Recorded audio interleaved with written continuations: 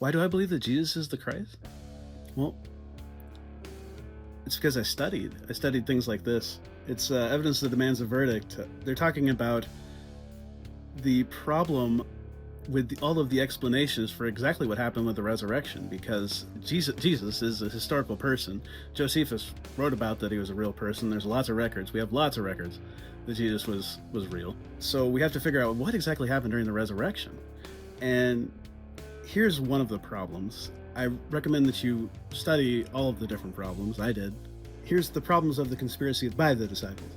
The theory that Jesus' disciples stole the body rests on the assumption that the disciples deliberately conspired with one another to steal the body and then make up a false story that Jesus had risen from the dead. But conspiracies tend to fall apart because someone breaks down under pressure and betrays his co-conspirators.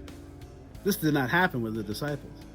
If they had conspired to invent the resurrection, they would have spent their entire lives preaching a story that they knew to be untrue as their central message, building an entire movement around it, even under the threat of torture and death.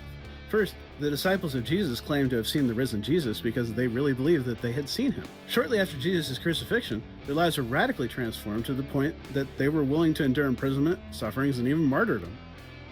This indicates that their claim of seeing the risen Jesus was the result of a strong and sincere belief that they truly had seen him. In all the political scandals that occurred over recent generations, one or more of the guilty party was often willing to tell the truth rather than face a lengthy prison term. The disciples of Jesus, on the other hand, boldly proclaimed the risen Christ in the face of severe persecution and even death. They faced dungeons, torture, and brutal executions, not the white-collar prisons that hold today's corrupt politicians. Second, a mere story propagated by the disciples would not have convinced Paul, who was an enemy of the church. Instead of rejecting the claims of Jesus' resurrection as fraud, Paul was convinced by what he described as the risen Jesus Christ appearing to him.